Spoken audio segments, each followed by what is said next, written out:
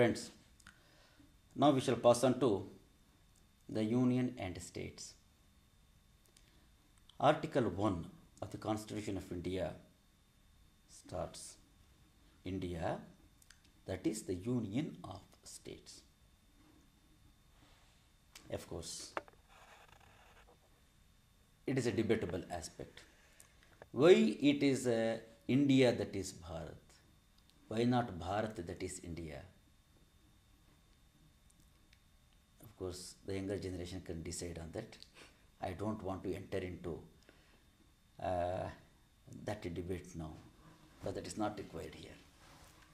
Here, if you look at the observation of Dr. B.R. Ambedkar, so far as the expression of the union of states, he says, the word union of states suggests two things. Number one, it is not a voluntary union, like what happened in USA. Second one, the states do not have a right to secede, means to go away from this union. Dear friends, in 1947, when British government declared independence to India, India was rather a fractured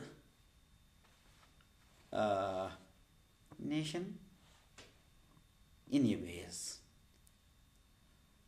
There what happened, many kings, say princely states, they declared themselves as independent. They put forth an argument stating that, well, we were ruled by British, no they left, we have become independent.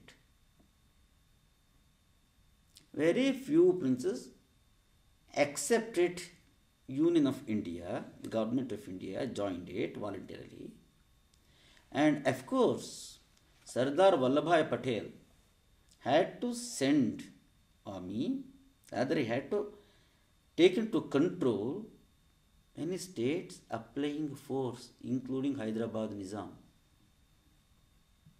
Of course, that part of history is not that much important so far as the Constitution of India is concerned. But what the point I am trying to say here is, the present form of India is not on the basis of a consensus.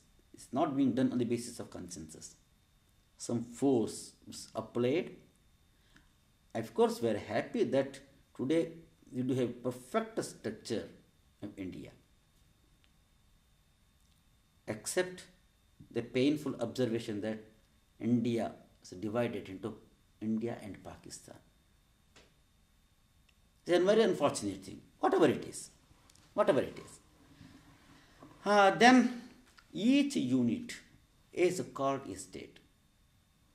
Here I want to throw some light on the other aspects of it. Unless we know these concepts, it may not be that easy to understand federalism. Look, when you look at the structure of states, or forms of the state, other two forms do come and stand before us. One is unitary form, another one is confederal form.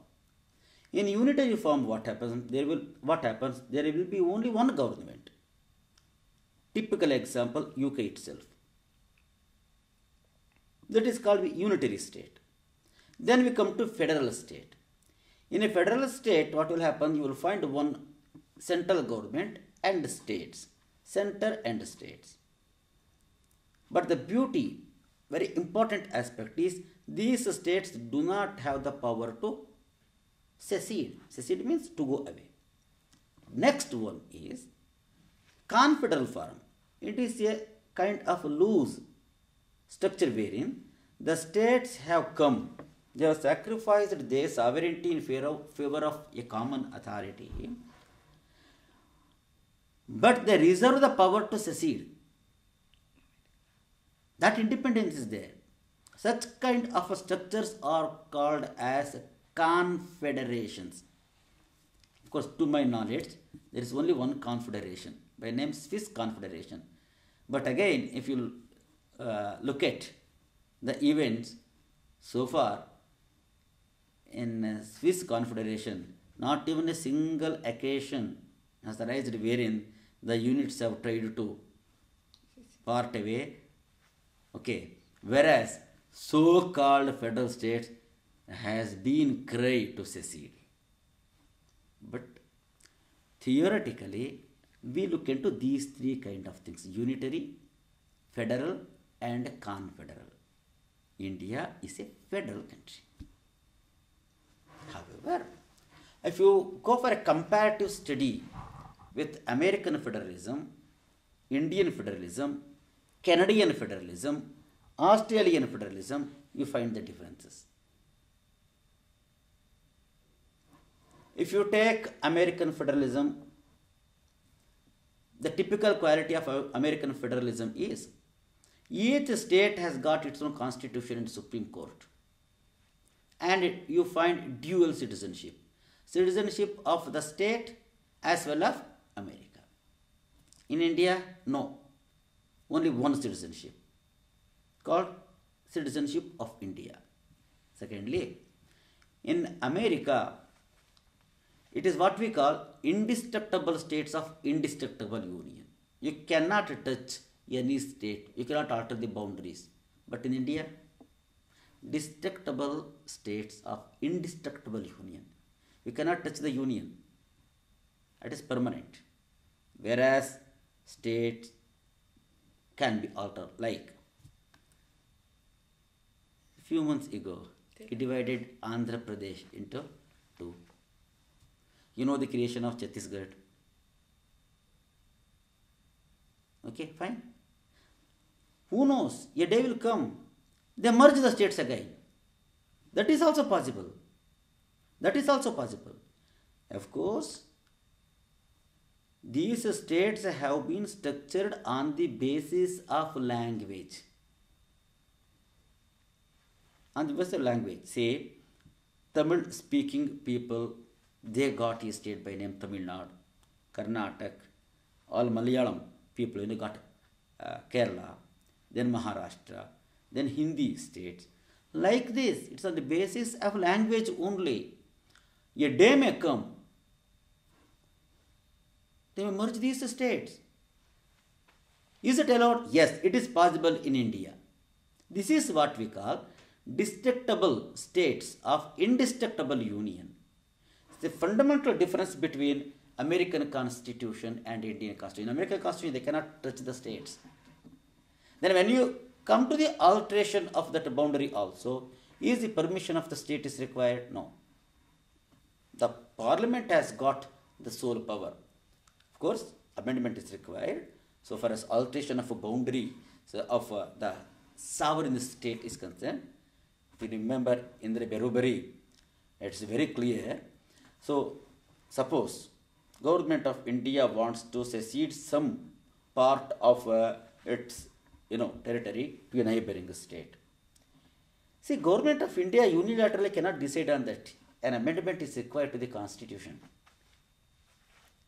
So indirectly what will happen? Then you may have to consult the state. But it is an ethical obligation on the part of the union to consult the state.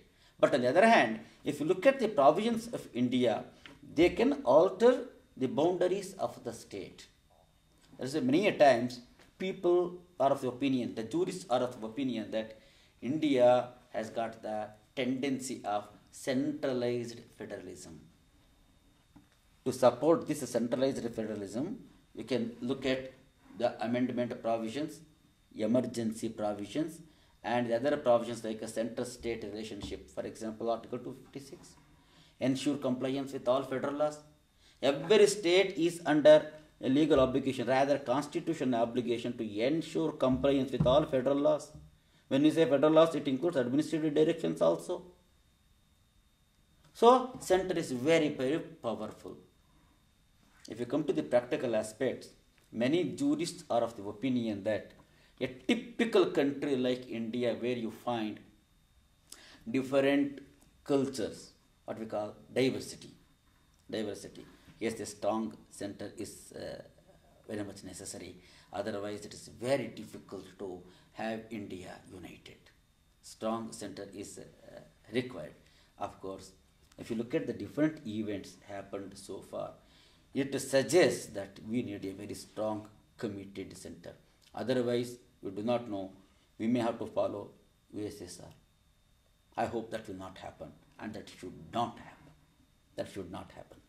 Anyway, this is so far as the thing is concerned. Again, this federalism is very much protected by the constitution. In the sense, look at the sharing of power, legislative power, union list, state list, and concurrent list. Then revenue sharing, whether a collection of a tax revenue or sharing of that. Okay. Then state legislature, governor, chief minister, prime minister, then parliament.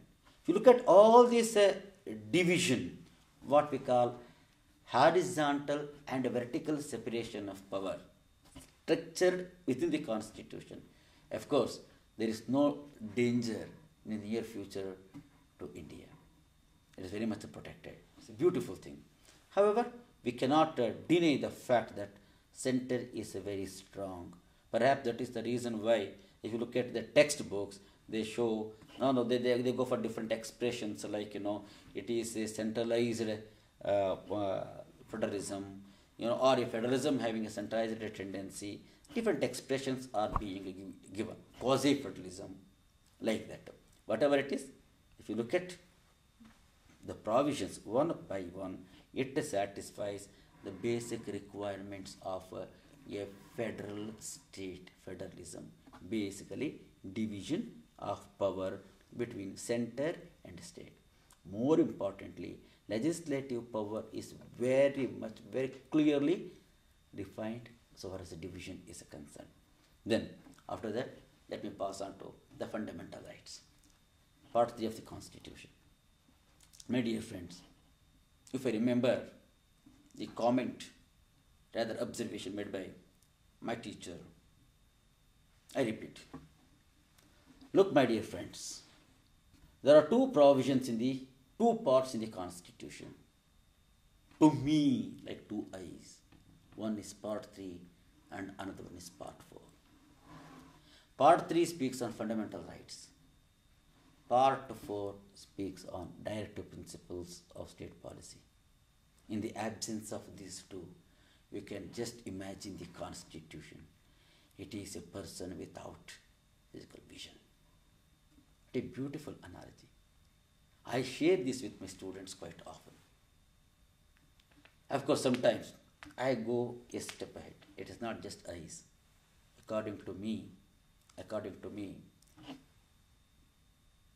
fundamental rights in part 3 of the Constitution and directive principles of the state policy, they act like the heart, the vital part of the body, like heart and brain. Heart and brain. If one stops, the body collapses.